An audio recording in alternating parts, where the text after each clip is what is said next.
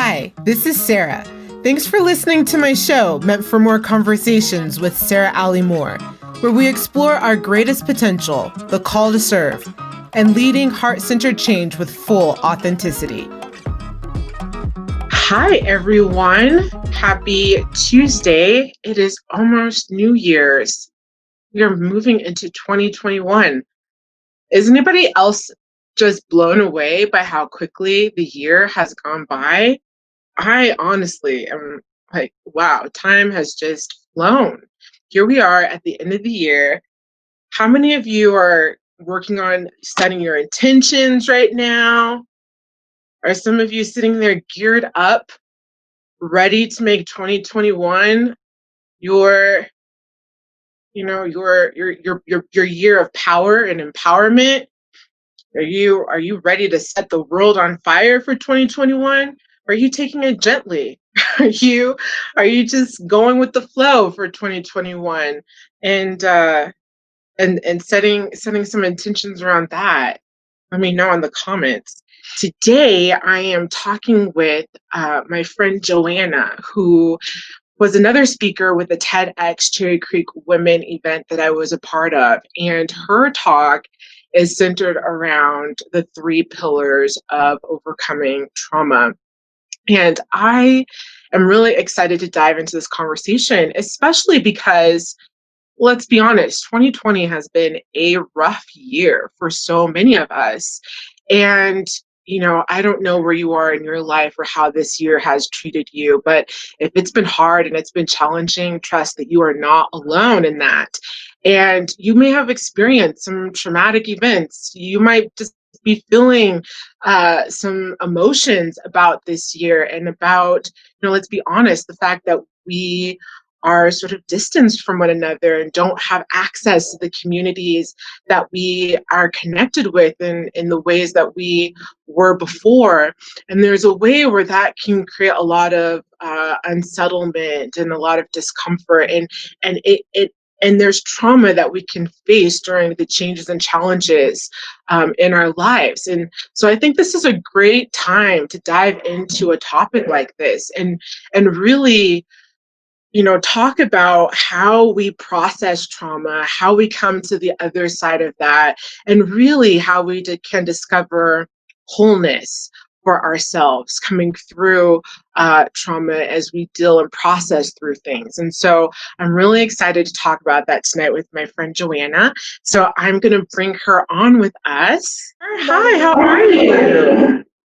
I'm good. How are you doing? Doing good. We are moving into a new year. And question, did you have a TEDx talk on your list of things to accomplish in 2020? Or was that, how are you feeling about this experience? What was that like for you? I had it on my bucket list, but not for 2020. And it's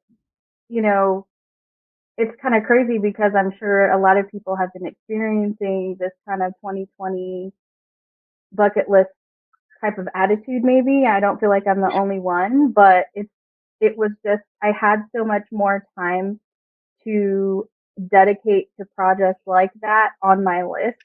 So 2020 happened to be the year where I just said, why not?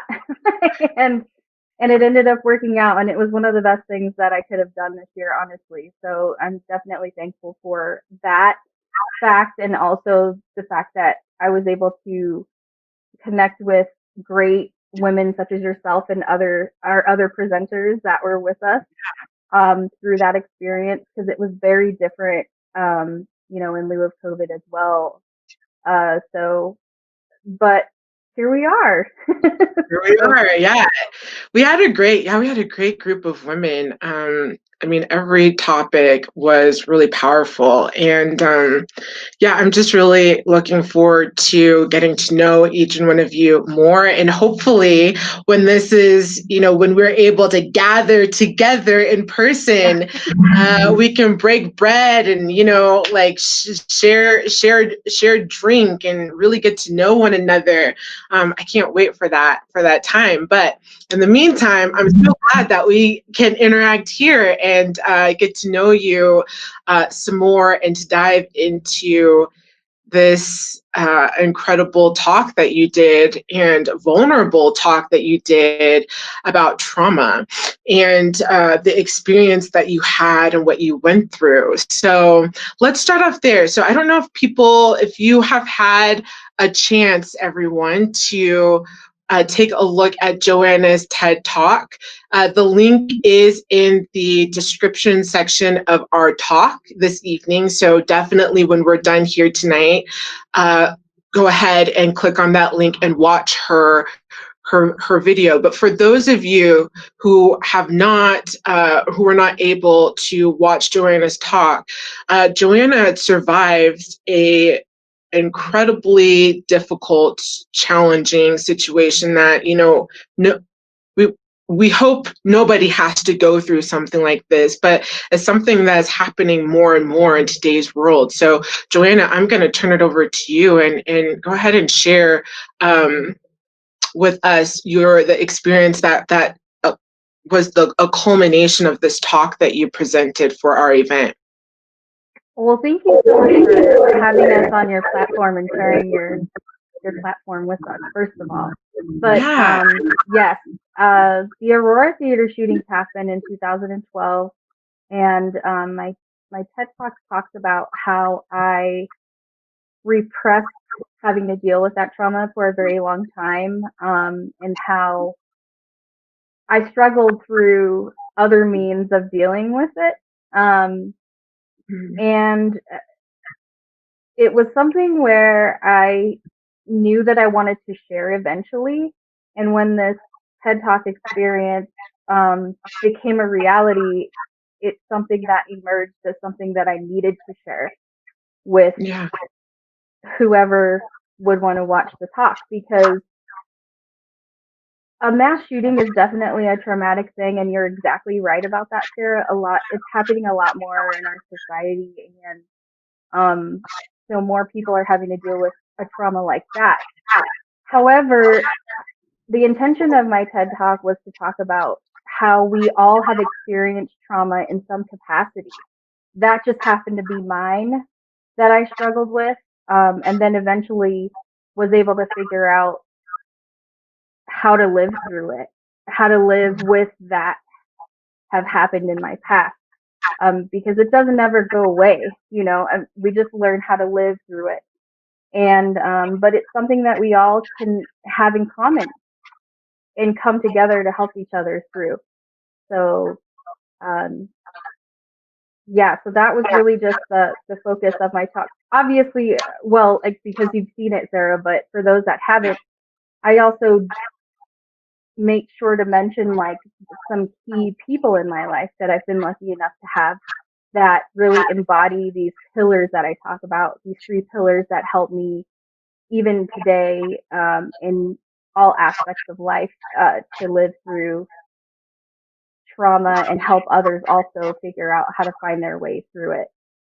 So I talk about my 3 pillars, which are to be consistent and reliable, and this means for your support system and for yourself, to listen without judgment, and then also to take your trauma seriously, because those 3 things in my journey really helped me. And I gave some examples of 3 people in my life that really embodied those pillars for me.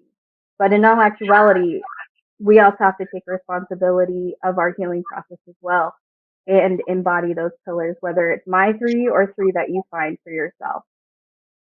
That's great. Yeah.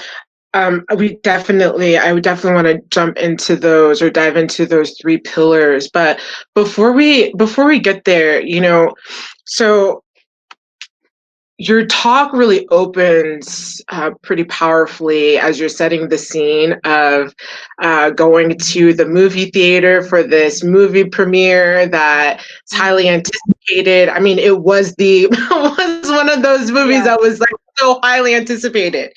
And it's you never think that what happened is something that would happen at a movie theater while you're spending time with, your friends, your family, just going to the theater. And so, what when you opened up your talk, you talked about how before this incident happened, you were dealing with coming out of, a DUI and, moving through understanding that there was maybe some issues with substance abuse and, coming through that.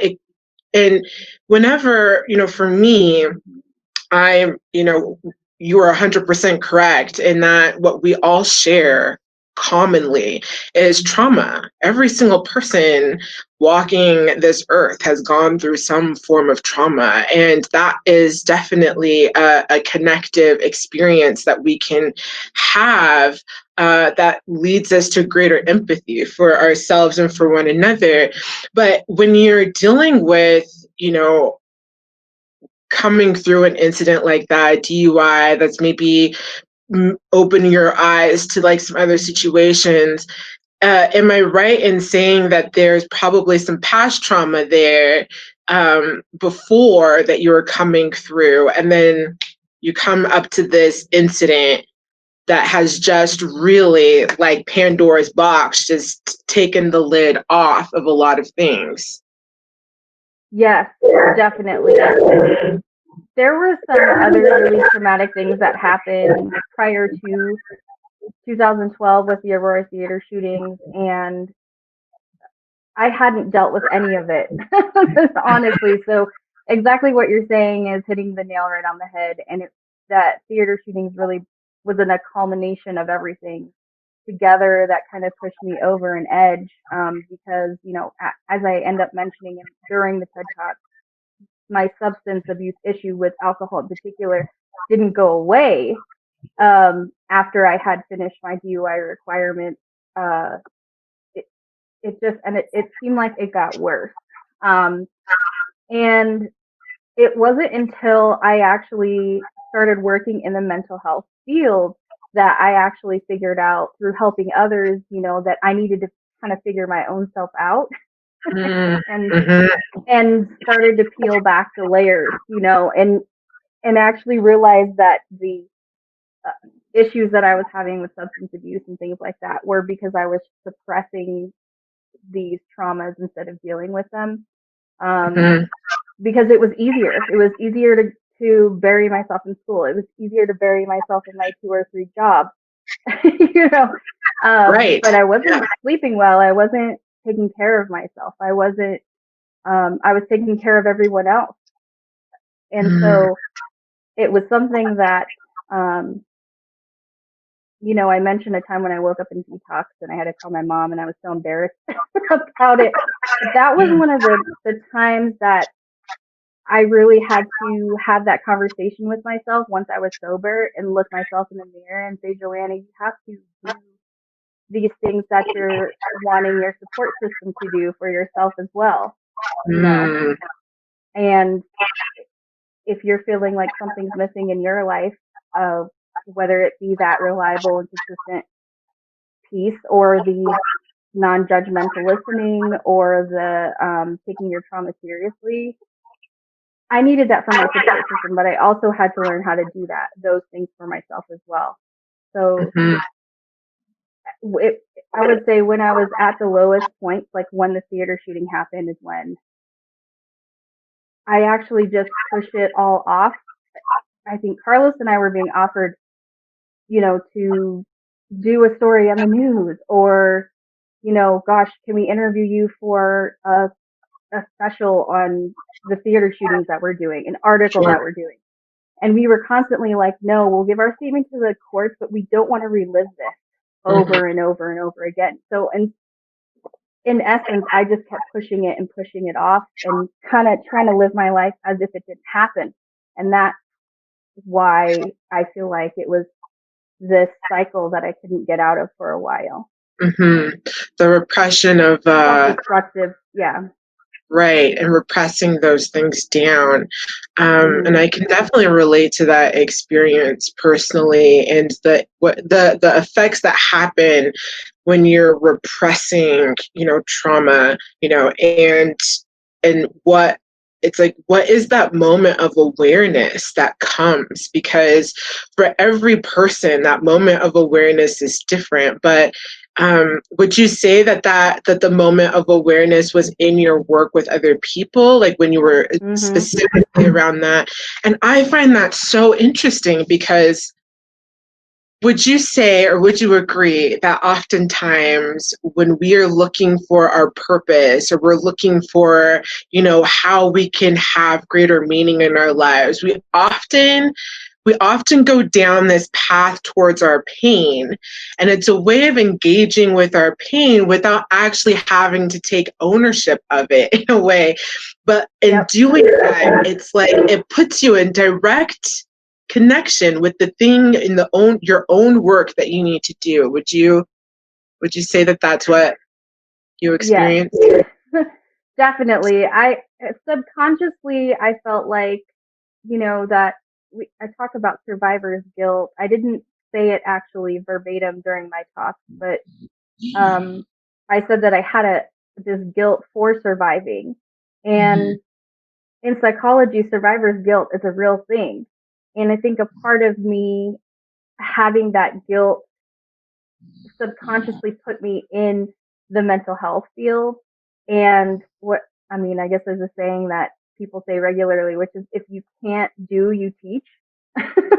Oh So, yeah, I know that. having a struggle, I had a struggle with my own traumas and I kept suppressing them, but I still wanted to help people that were maybe going through trauma in some capacity. And so ended up in that mental health field with children and adolescents. And that was the pinnacle moment for me, Sarah, was when I mentioned I was leading a therapy group where we were actually, I had developed a few different therapy groups. Actually, this one in particular that I was talking about during my TED talk was a music interpretation group Mhm. where I would play different genre of music and have the, the clients that we were helping write down how it makes them feel or write down a memory of what that music kind of evokes inside of you. Yeah. And it was just something that welled up inside of me. And I had done the group many times before. So for some reason in that moment though, when someone else was sharing, their thoughts and feelings about this certain genre of music, it Mhm. really made me emotional. I mean, to the point to where I needed to take a moment, and take a breath um, because it really it triggered something in me where I was like, something is definitely still wrong. Like you can't keep saying you're okay. You know, I mean, I'm Right. okay because I'm going to work every day. I'm okay because I'm working two jobs. I'm okay because I'm still going to school and I'm doing well. I'm achieving things, but all the while I still have these underlying things that I haven't dealt with, and in essence, then overindulged in things that were self-destructive because I Mhm. was overworking myself and pushing myself. Yeah. So, Na yeah. Na's watching with us right now. Hi, Na. How are you Hey, doing? Nat. Um, she has a question about, have you been back to the theater since this incident? Were you at the So reopening? it actually took me a very long time to go back to that theater. I bet. Going back to the movies took years, but going back to that theater, it took. I actually went to the opening night of the live action Aladdin release of Aladdin Oh, that Disney wow. did. Uh-huh. And that was the first time I had been back to that theater since the shootings, which that was pretty recently actually. So you Yeah. would think like I think it was in 2020 or 2019. So that Uh-huh. was the shootings happened in 2012, so it took me that long to be able to go back to that theater. And actually I had avoided that area for that entire time as well. Um, I just wasn't comfortable being over there in that area. And this is not a bad part of town, right? I mean, Right. No, not at all. it's southeast Aurora. I mean, Yeah. it's Yeah. actually And kind of it's getting nice. fancier, but I feel like every year it Yeah, gets fancier. they're fixing it up Seriously. and Yeah. right. And so, there was one police officer there that night that happened.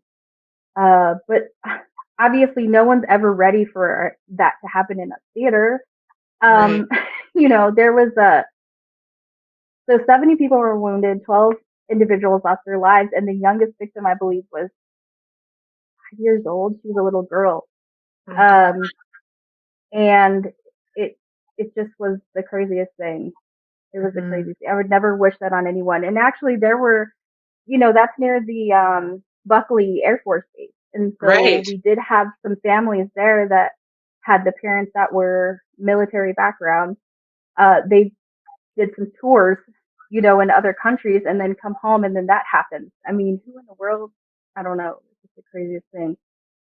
Um, but yeah, I talk about the experience in detail, and that's the first time during that TED Talk, Sarah, that I had ever actually described it in that much detail. Since the Mhm. incident actually happened, I had to give my statement to the court, but then after that, I didn't even Block want it to talk out. about it. Yeah. Right. Yeah, and I can only imagine.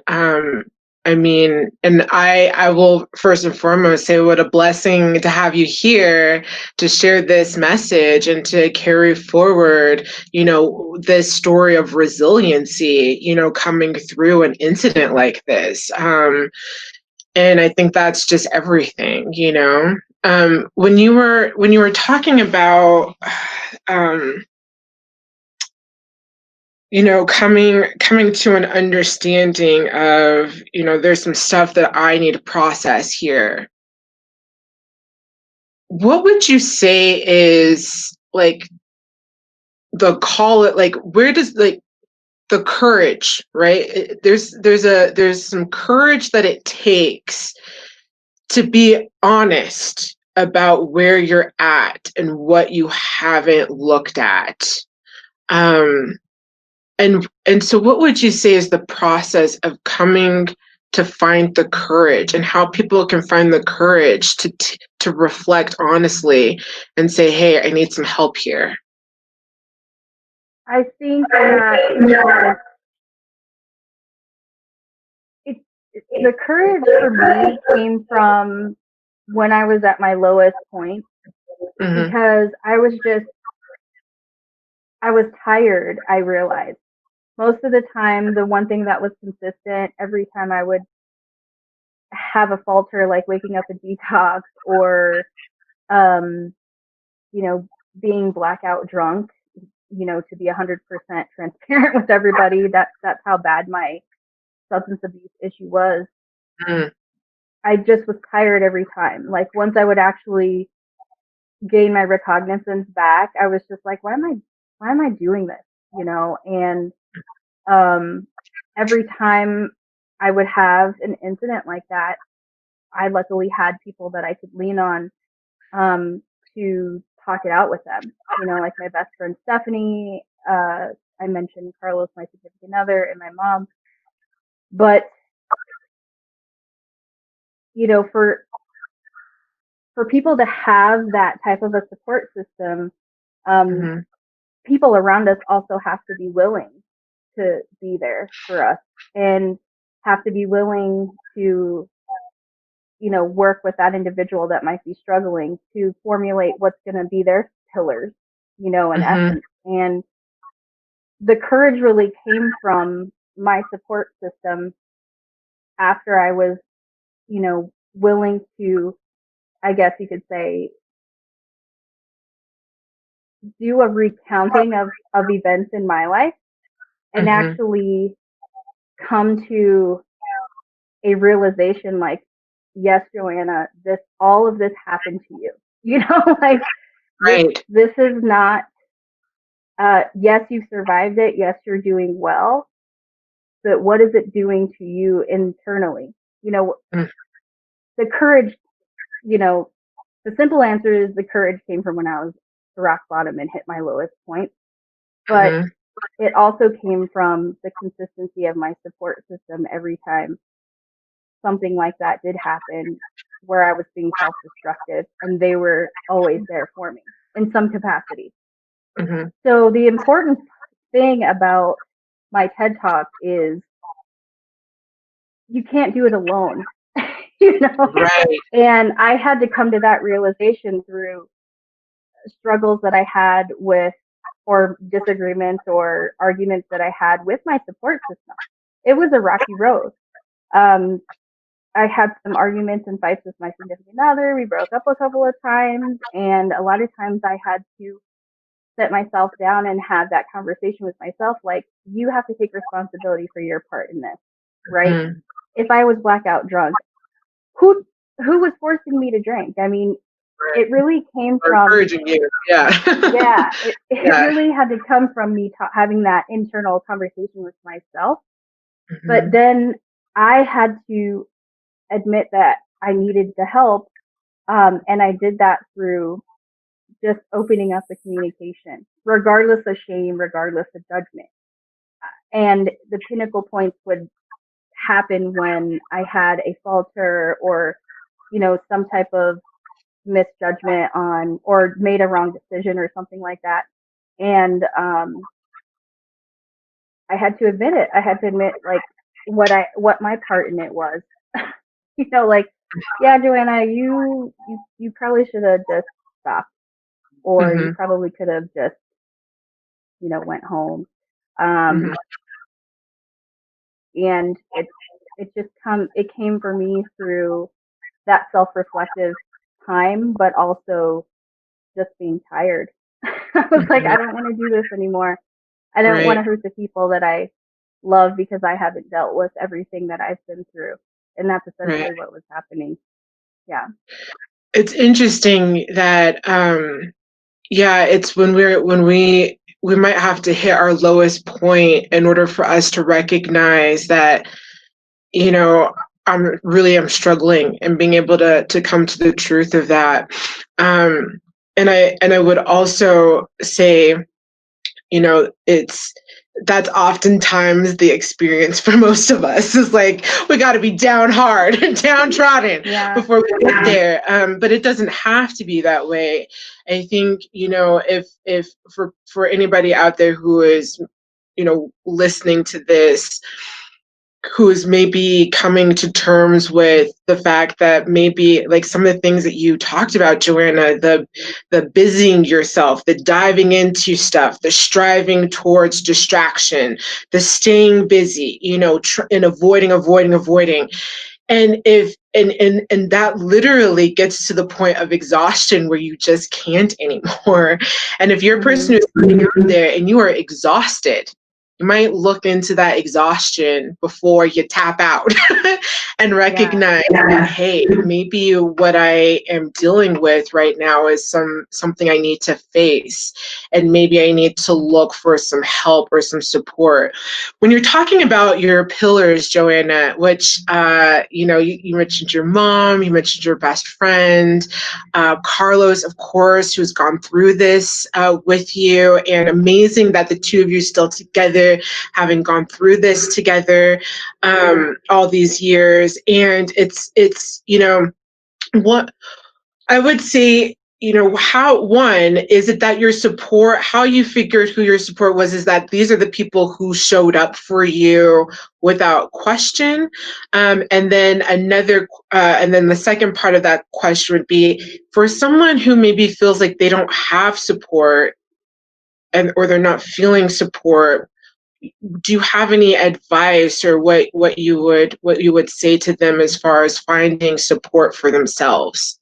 So that's a very important part, and thank you for bringing that up. But these people in my life that I use as examples for my pillars, they are the main support system for me. They have been for many years, consistently, and so that's why I wanted to showcase them as an example of my 3 pillars. But as I mentioned before, I also had to come to an agreement that I was going to do those things for myself as well and Mhm. live my life by those three pillars.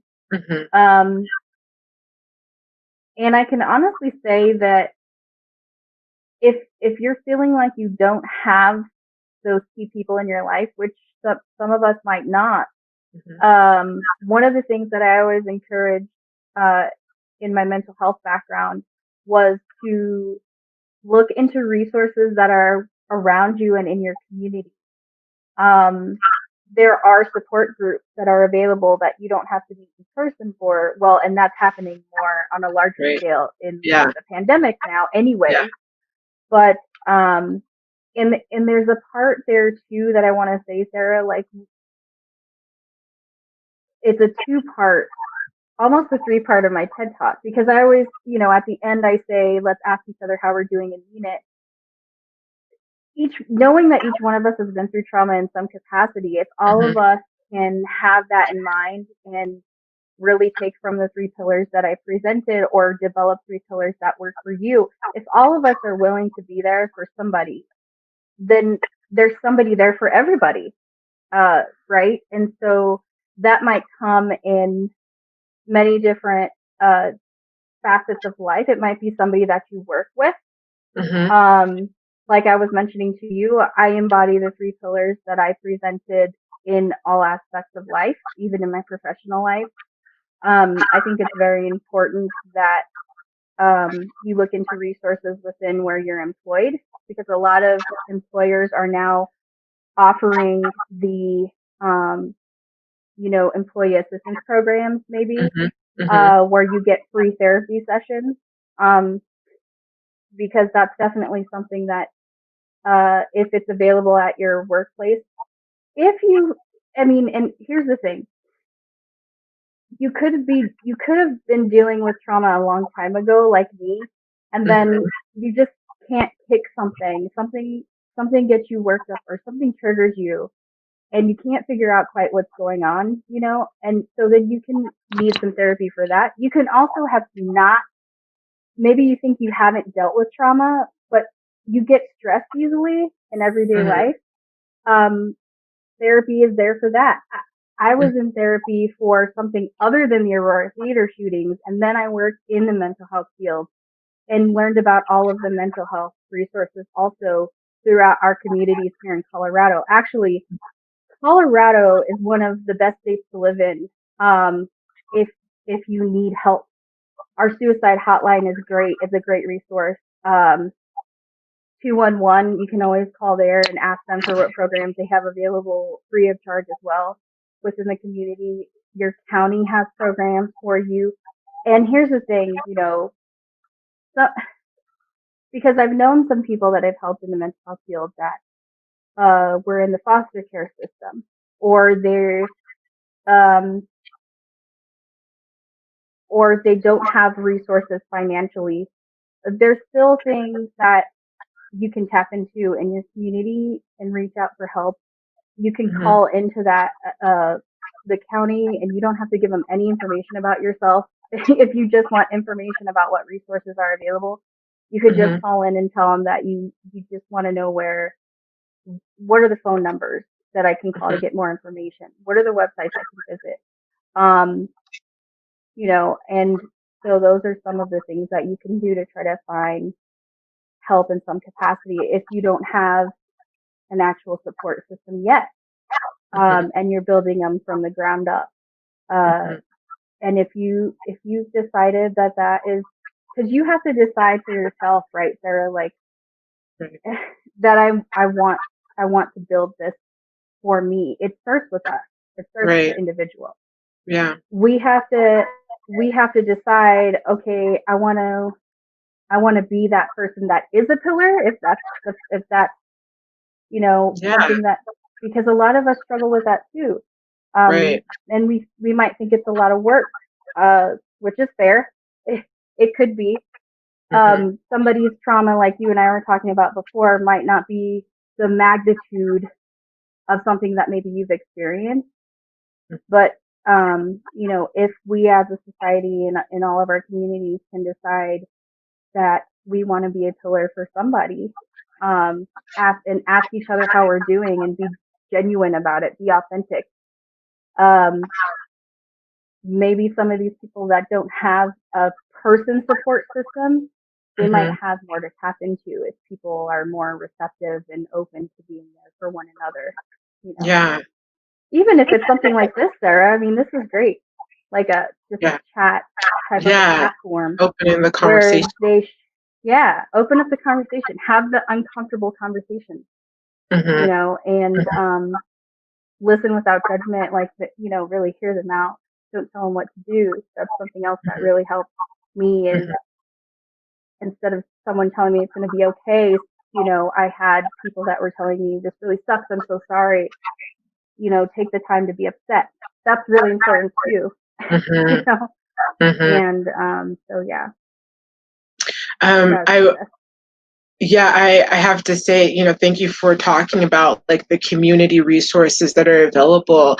I'm a huge advocate of therapy. I'm a huge advocate of seeking out mental health resources for any stage in life, even when you're feeling great. I think it's still good to have a community of support around you or to have resources of support because, even when things are great, it's just good to have support there to help you, to be a part of that journey, to be witness to the things that are going great, to remind you of the great things and where you've come and, all of that. And so, and then also that there's not one form of therapy that like one right. size fits all, and it might not just be one type of thing.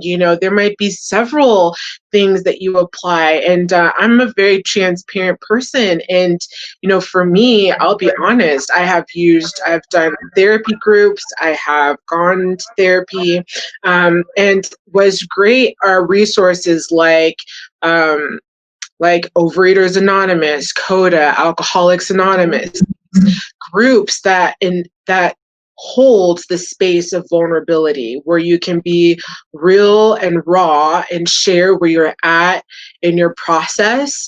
And that it's was amazing is the community of people that are really there to hold you and who understand the experience. There's also something to a really good friend of mine. She leads victim advocacy on the Hmm. social work side for the Rocky Mountain Victim Law Center. And she is a person who has really opened my eyes to when you're what it is to support uh, a victim, to be a victim advocate. And I remember when I went through a really challenging relationship and I was explaining, and there's a way where you feel like, gosh, is anybody gonna believe me? And it's hard. And she just right off the bat was like, I don't need proof. I don't need you to show me anything. I don't need you. I believe you. I believe you. And just hearing those words of I believe you, I'm here to support you are everything. And so that is another way of you're wanting to show support to people in your lives is like believe them and support them. That is so important, which I think leads into the maybe number 3 of your pillars of take trauma seriously.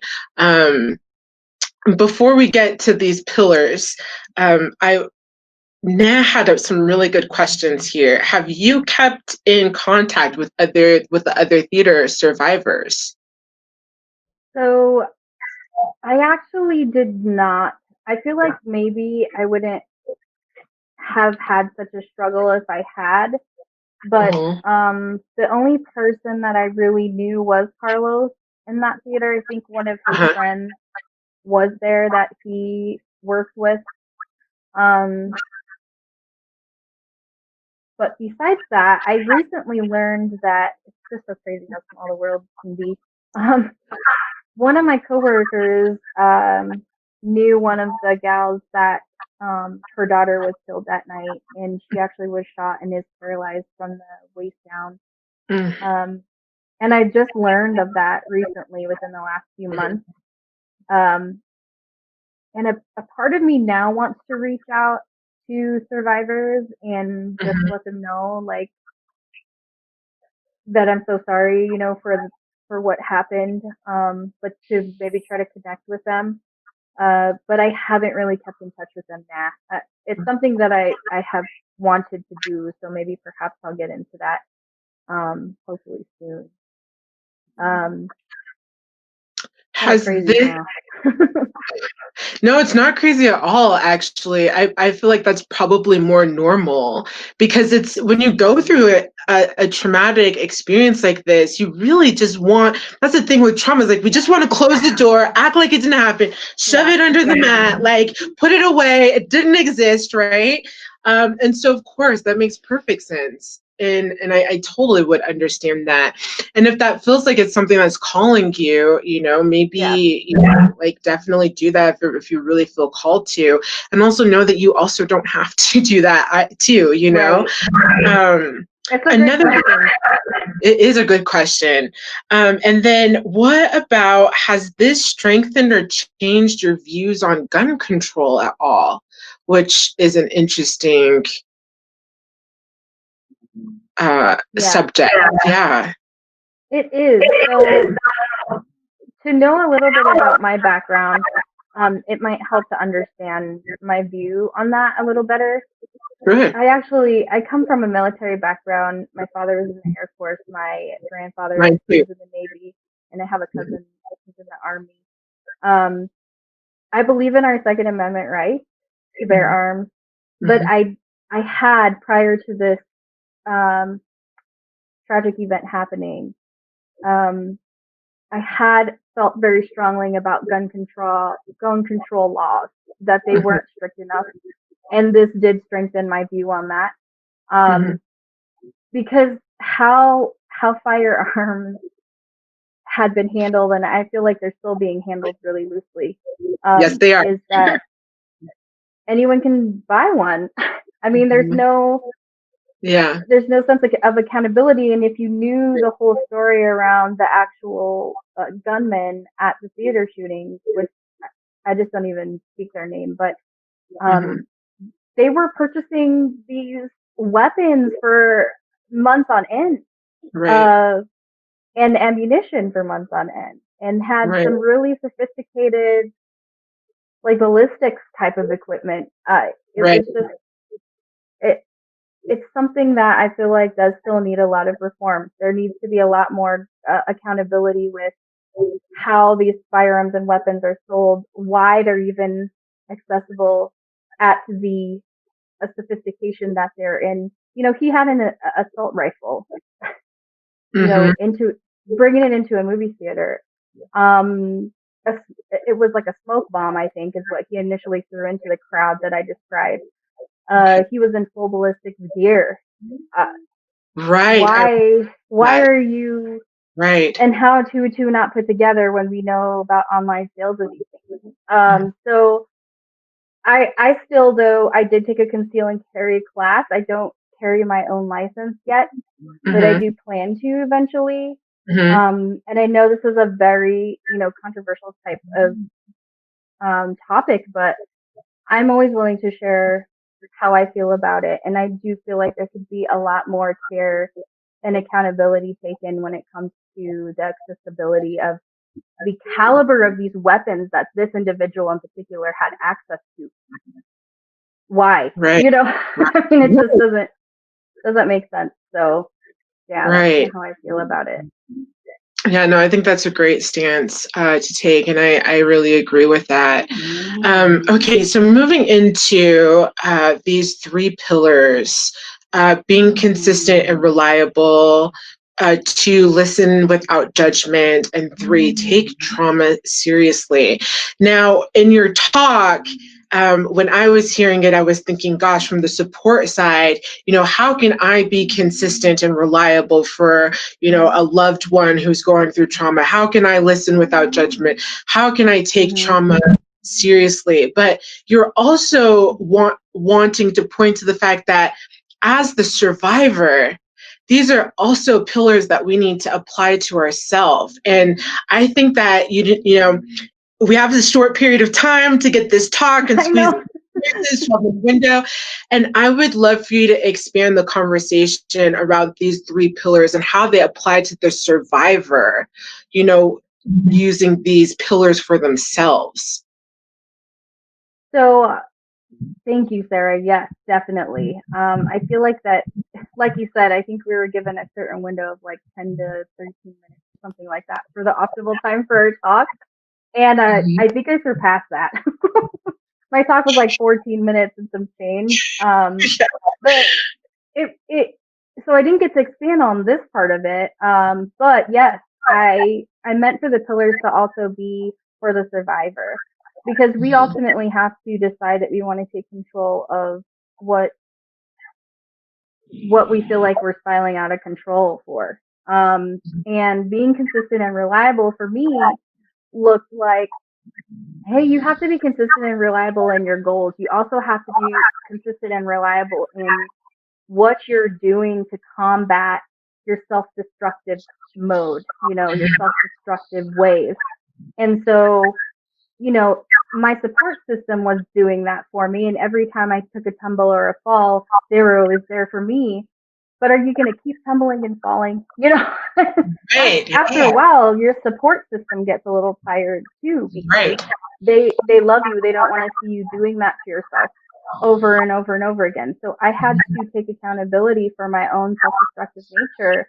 When I became overwhelmed or stressed, I would just turn to these things that were not good for me, and then always just expecting my support system to be there for me. That wasn't fair. So that's what the first pillar looks like for me, reflecting it back on myself. The second pillar was listening without judgment. And I explained to people, when I explain to people that, hey, these pillars are not just for your support system, they're also for you, some people get confused and they're like, what do you mean? Like, how am I supposed to listen to myself without judgment? Right.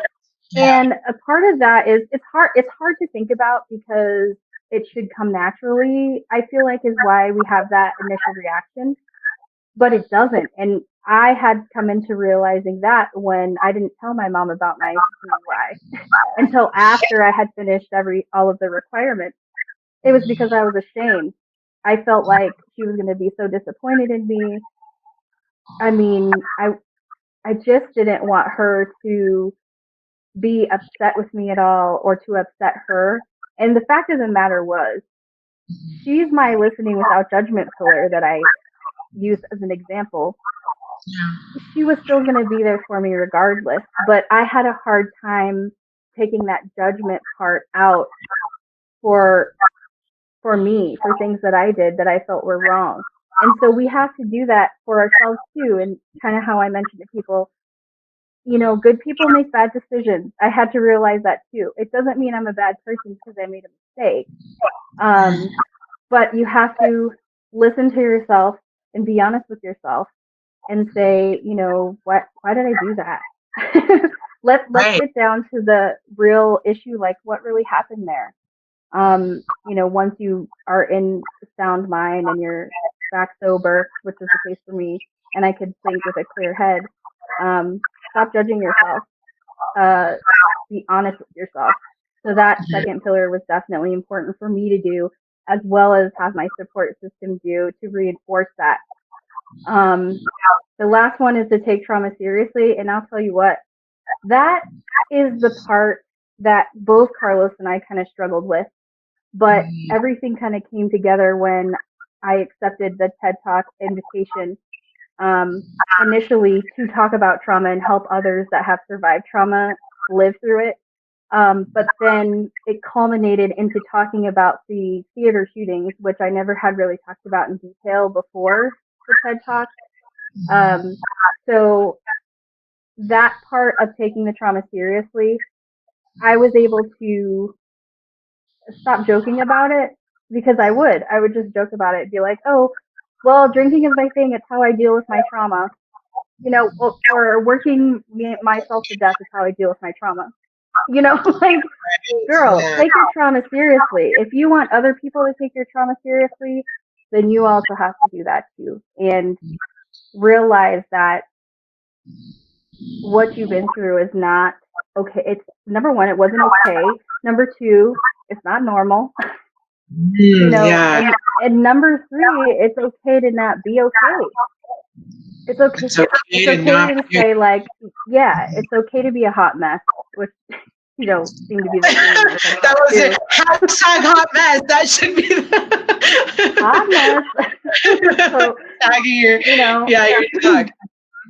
yeah, and because it's not something. Trauma is something that can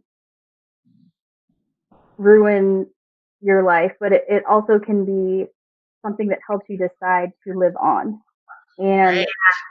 persevere. I had to figure out though, like another thing for me, Sarah, that really helped me take my trauma seriously was like, why am I doing all of what I'm doing? Why am I working 2 or 3 jobs? Why am I going to get my master's and my bachelor's? Why was that necessary? And I really found my purpose rather than just spinning in a hamster wheel over and over again. Because initially it was to keep myself busy, but I kept avoiding that. Oh no, it's because I want to do this for me and whatever. And in reality, I was avoiding a lot of things. I was avoiding a lot of what I had been through in my past, even before the theater shootings. And ultimately, I had to come up with viable reasons why I was doing those things. And in that process, learned, hey, you're first generation master's degree recipient. You're first generation American, Korean American. You're doing this for your family. Like, let's put a purpose behind it and not just be spinning in a wheel. And that really helped me to refocus and center myself as well, because that's what happens, I think, with survivor's guilt. You just throw yourself into this hamster wheel, and for some of us, that's not everyone's story, and you just keep on going in this cycle, and then you don't really understand why you didn't really have a purpose. So coming to that realization really helped me find a direction and more of where I wanted to be, for a specific purpose rather than just going. I was just running before, running away, but now I'm running towards something. Yeah, that's beautiful.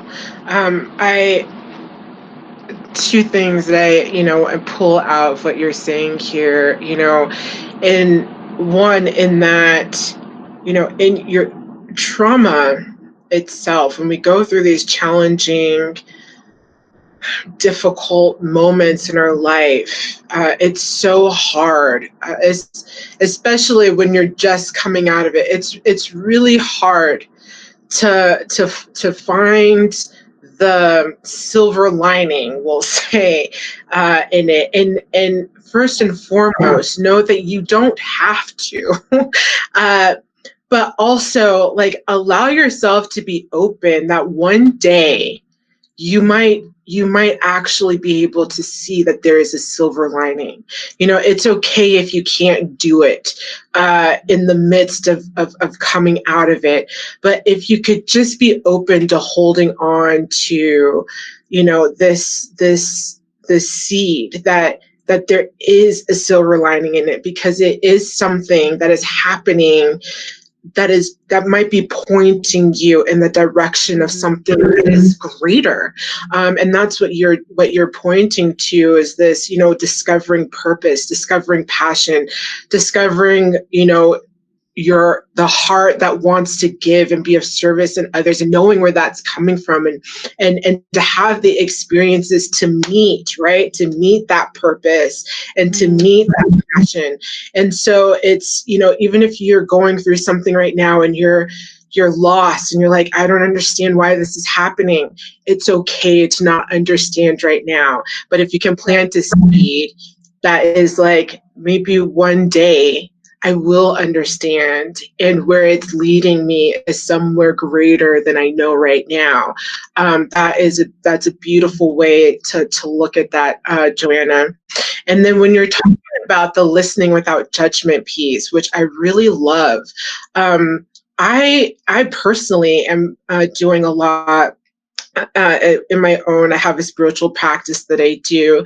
And what it has me doing is really looking at the judgments that I'm carrying, the thoughts, right? And the inner critic. We all have this inner critic.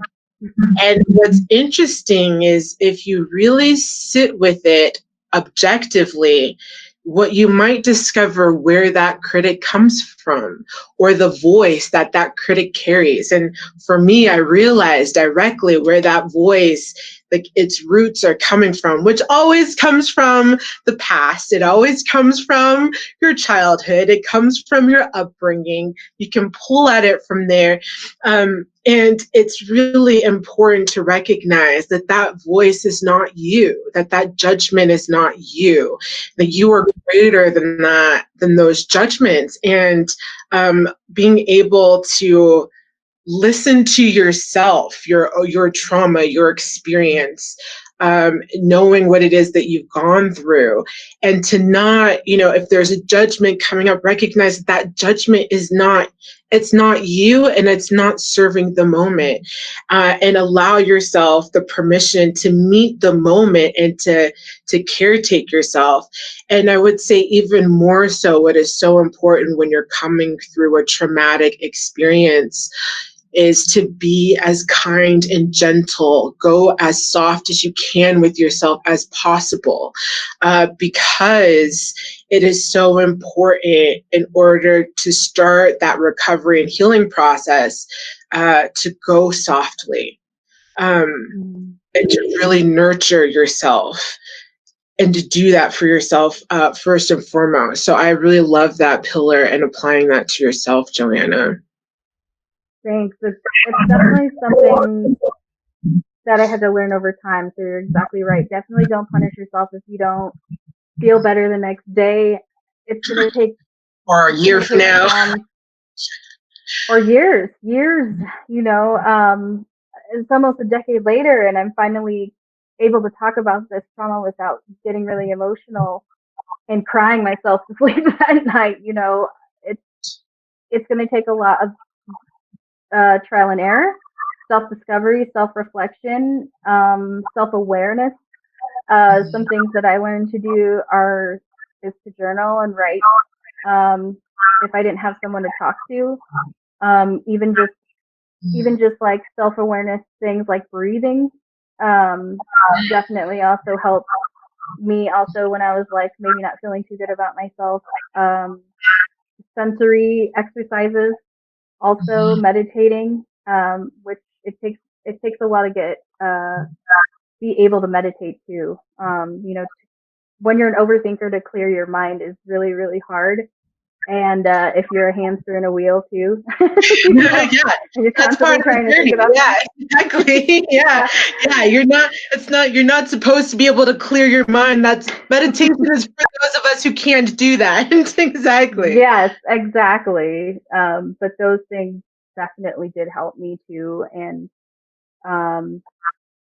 so I encourage people to, the same thing that you said, just to piggyback off of it. It's not something that happens overnight for anybody. If they tell you that they're fine, right, I don't know, they might not be, and but maybe they're not ready to talk about it. That's okay too. A lot of times it just takes for then us as the support system, if that's what our role is for someone that we care about, to be consistent, meaning like check in with them every now and again, even if it's just a simple text. Like, hey, just thinking about you, hope you're okay, or, doing that once a week, every Saturday or something like that. Even just at work, if you decide to start like like a, hey, how are you doing thing? I know with my job, and Bria can speak to this. Hey, Bria, we do a Zoom party, for our associates where they can come and we just decompress together, because we work together. We know about the stresses in the workplace, and it's been hard not to be able to lean on each other since we're not in the office right now. Thank goodness we're safe and at home. I mean, that's definitely not underappreciated or taken for granted in any way, but you can do simple things like that, even just within your neighborhood, maybe. you know, a little Zoom block party or something like that, where you guys just take a deep breath together. You know, you don't even have to say anything, but just being able to take a breath together is something that I definitely recommend too in these Yeah. times, because who knows when we're going to be back to what we were able to do. Yeah. Yeah. It's a new time. It's a new day. Yeah. It's carrying forward the residual after effects of 2020. Um, Joanna, this has been great talking with you. Before we close up tonight, is there anything else that you want to leave our listeners with? Anything more you wanna share and leave them with as a final note here? Yes. Gosh, it's already time. Okay. My goodness, we've been talking this No. long already. The time just flew by. We just Thank keep you. talking. I mean, it's such a I, huge topic, and maybe we should have another conversation. I would love that. yeah, I definitely. talking I think about the, matters important. yeah, your platform is wonderful. Thanks again for sharing it with all of us. With the TED Talk family now. TED Talk Yeah, Cherry Creek. Oh my gosh, I love it. we are family. I just, yeah, now we're all family, so you're not getting rid of us. But I think that the last thing that I do want to leave your audience with, our audience with, is that there is still some sort of stigma around mental health and self-care, I think, with the large population in our society. And I just want everyone to know, like, that it's okay not to be okay, and that there are resources around you, even if you don't have immediate family near you, that you can tap into. It's okay to go to therapy. It's okay to need a mental health day. Yes. Take your PTO. Please take your PTO and take some time to take care of yourself, even if it's something as simple as taking a day off and not doing anything. Because those small steps will definitely help you in the long run on a daily. You know, it's okay if you get upset. Like you should definitely feel emotions. It's also okay for you to be really happy. Like 2020 has actually been a really good year for me and my family, and we're very fortunate and thankful for it. It's And we've beautiful. Yeah. had sort of a guilt around that. You see a theme here with Right. my family. Right. Yeah. No, Like, you wow, definitely I feel about that. Yeah. still celebrate your achievement. That's huge, you know. Through whatever you've been through or whatever obstacles have been in your way, if you've overcome some things that were keeping you from your goals, celebrate that. Like celebrate what you're achieving, because it's okay for you to be doing well when others may be struggling. But we can decide to be there for each other and pull people up with us. And that's something else that I hope that I do through my YouTube channel and things like that, promoting local businesses and entrepreneurs. Yeah. And that's what I've found helps me the most, is getting involved in community projects or starting my own community project, to help others and just continue to be productive and healthy inside, you know, mind, body, and soul. So Yes. Yes. So important to have that full picture of health, mind, body, and soul. And I will definitely cheerlead behind you with the share the successes, and be empowered in the good things that are happening. It's so interesting. I had a conversation with a friend of mine who had talked about, I don't know if I should share, because there was really good things happening in her life. And it's like, share them, please.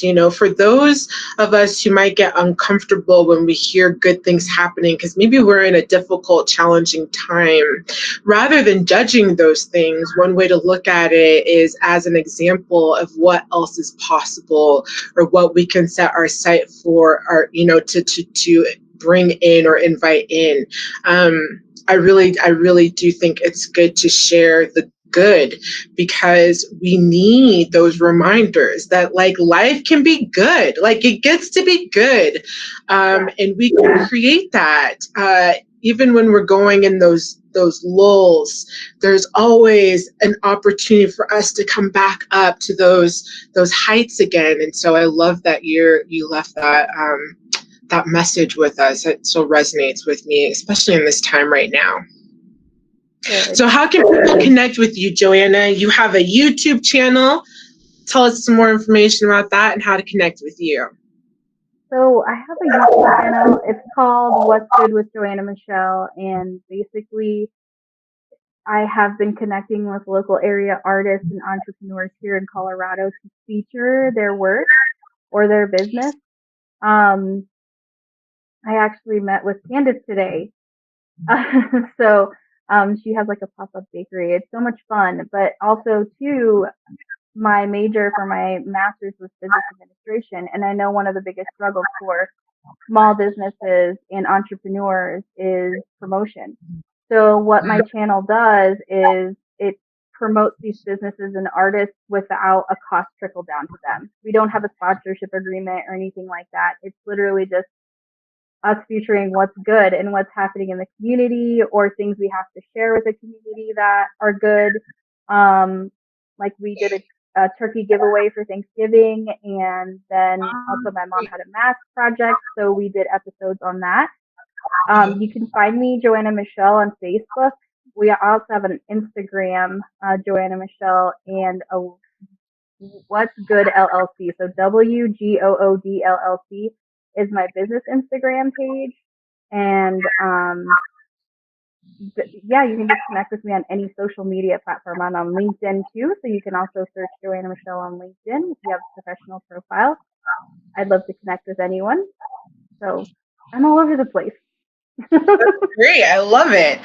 And I love the sound of your YouTube channel. And I mean, we really, especially right now during this time, like supporting local businesses is incredibly important. So I love that you're spotlighting that. I think that's wonderful. Thank you. Yes. And we help people understand what's going on during COVID. Like it's still okay for you to tap into your local businesses. There's online ordering options for a lot of businesses right now. The bars are becoming breweries and the breweries are becoming outdoor establishments now. So we help people understand what precautions are being taken and how they can still tap into support their local businesses and artists too. It's wonderful. Yeah, man, we are in a new time and businesses, we have to be innovative and creative in the ways that we are moving through this time together. So I love that. So thank you again so much, Joanna. It's been a pleasure to talk to you. And for anyone listening, I will post some information for some resources if you are a person out there who's looking for some support or some places to go. And maybe if you're going through an experience or a challenge or a hard time. And so I will definitely put that information. Stay tuned in the description section of this video. I really appreciate all of you tuning in and watching with us tonight as we dive into this conversation. I hope it has been empowering for you as it has been for me. And Joanna, thank you so much for your vulnerability and sharing your story. Yes, you are a person filled with passion and fire that we are so lucky is here doing the work you're doing. So have a good night, everybody. Bring in the new year. Woohoo! Happy New Year. And I'll see you all next week with our next speaker. I'm really excited, you guys. Yay! All right, bye, everyone. Bye.